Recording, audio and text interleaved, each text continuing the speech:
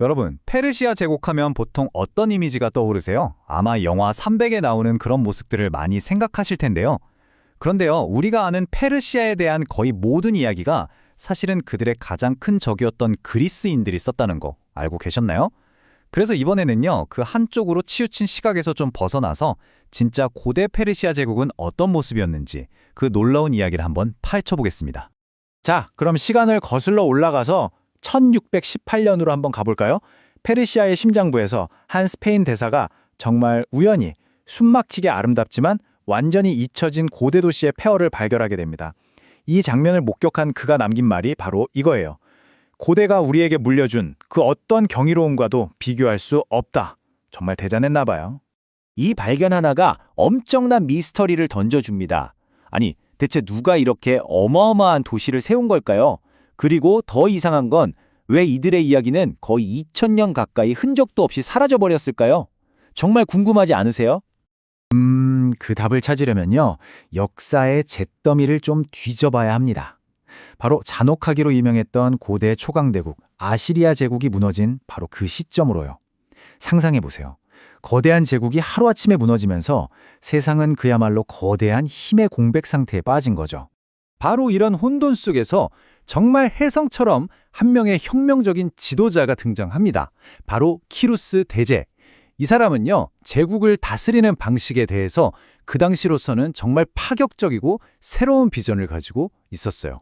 자, 여기 비교를 한번 보세요. 키루스의 방식은 이전 아시리아 제국과는 정말 180도 달랐습니다. 아시리아는 공포 정치로 사람들을 억압하고 강제로 이주시키고 문화를 말살했잖아요. 그런데 키루스는 정반대였어요. 바로 관용, 이걸 기반으로 세계 최초의 다문화 초강대국을 세운 겁니다. 정복한 민족들을 고향으로 돌려보내주고 심지어 그들의 종교까지 존중해줬죠.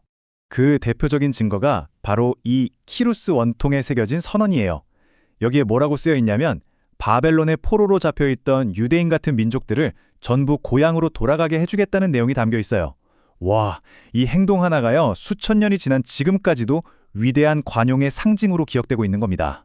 자, 키루스가 이렇게 관용이라는 엄청난 비전으로 제국의 기초를 닦았다면 그 위에 체계적인 구조와 시스템을 세워서 이 거대한 제국이 진짜로 잘 굴러가게 만든 사람이 있었습니다. 바로 다리우스 대제죠. 다리우스가 도입한 혁신들을 보면 정말 감탄이 나와요. 한번 볼까요? 첫째, 거대한 제국을 20개의 사트라피, 그러니까 주로 나눴어요.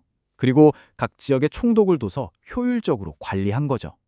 둘째, 다릭이라는 금어를 만들어서 제국 전체의 화폐를 통일했어요. 상업이 엄청나게 발달했겠죠. 그리고 셋째, 무려 2500km에 달하는 왕의 길이라는 고속도로를 건설해서 제국 구석구석까지 소식이 빠르게 전달되게 했습니다. 정말 대단하죠? 여기서 재밌는 사실 하나 알려드릴까요? 우리가 천국, 낙원을 뜻할 때 쓰는 파라다이스라는 단어 있잖아요. 이 단어가 사실 고대 페르시아어에서 왔다는 거. 원래는 파이리다에자라고 해서 벽으로 둘러싸인 정원이라는 뜻이었대요. 페르시아인들이 아름다운 정원을 가꾸는 걸 정말 좋아했는데 그게 세상 사람들에게 얼마나 깊은 인상을 줬으면 낙원의 대명사가 됐을까요? 하지만 이렇게 거대하고 잘 조직된 중앙집권적 제국이 계속 팽창하다 보니 결국 서쪽의 한 세력과 부딪힐 수밖에 없었습니다. 바로 그 누구에게도 간섭받기 싫어했던 아주 맹렬하게 독립을 추구하던 그리스의 도시국가들이었죠. 이 둘은요, 정말 모든 면에서 달랐어요. 페르시아는 한 명의 왕 중의 왕이 모든 걸 다스리는 거대한 다문화 제국이었죠. 반면에 그리스는 수많은 시민들이 각자 작은 도시국가의 주인이었어요. 이건 단순히 영토 싸움이 아니었어요. 완전히 다른 두 개의 세계관, 두 개의 삶의 방식이 정면으로 충돌한 겁니다. 그러다 결국 사건이 터집니다. 아테네가 페르시아의 주요 도시 중 하나인 사르디스를 불태우는 데 가담한 거예요. 이 소식을 들은 다리우스 왕은 이건 뭐 거의 개인적인 원한이 된 거죠. 얼마나 분했으면 시종에게 매일 식사 때마다 죽은 아테네를 기억하소서라고 외치게 했다고 합니다. 이때부터 복수는 페르시아 제국의 최우선 과제가 됩니다. 그리고 이 복수심이 바로 우리가 영화로도 잘 아는 그 전설적인 전투들로 이어집니다. 대표적인 게 바로 테르모필레 전투죠. 다리우스의 아들인 크세르크세스가 이끄는 페르시아 대군 무려 8만 명에 맞서서 그리스 연합군은 고작 7천 명이었습니다. 이 숫자만 봐도 정말 말이 안 되는 싸움이었죠. 물론 우리 모두 알다시피 그리스인들이 그 좁은 협곡에서 정말 영웅적으로 싸웠습니다. 하지만 결국 중과 부족이었죠.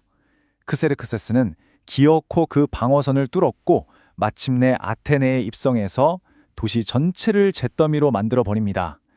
아버지의 복수를 아들 떼에서 이룬 거죠. 자, 그런데 여기서 다시 맨 처음의 질문으로 돌아오게 됩니다. 잠깐만요. 페르시아가 이렇게 강력하고 혁신적인 시스템을 갖춘 대제국이었다면서요? 그런데 왜 그들의 이야기는 거의 다 잊히고 이렇게 말없는 폐허만 남게 된 걸까요? 이게 바로 우리가 처음 던졌던 그 미스터리의 핵심이고 또 우리가 역사를 어떻게 이해해야 하는지에 대한 아주 근본적인 질문이기도 합니다. 여러분, 과연 역사는 누가 쓰는 걸까요?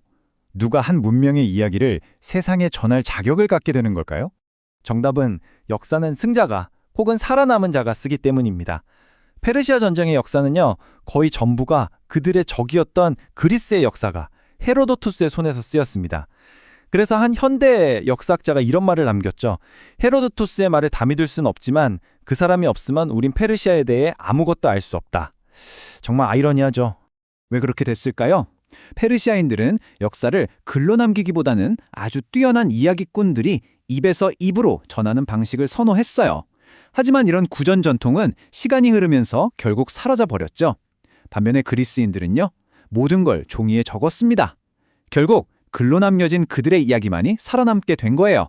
맨 처음에 봤던 그 페르세폴리스의 웅장한 돌기둥들, 그 돌들은 아무 말도 할 수가 없었습니다. 결국 그들의 경쟁자가 남긴 어쩔 수 없이 편향됐지만 너무나 흥미진진한 그 기록이 수세기 동안 페르시아의 공식 역사가 되어버린 겁니다. 자, 이게 우리에게 마지막으로 큰 질문을 하나 던져줍니다. 지금 우리가 역사라고 알고 있는 것들 중에 과연 얼마나 많은 부분이 이렇게 마지막까지 살아남아 목소리를 낼 수 있었던 단 한쪽의 이야기에 의해 만들어진 것일까요? 한 번쯤 생각해 볼 문제 아닐까요?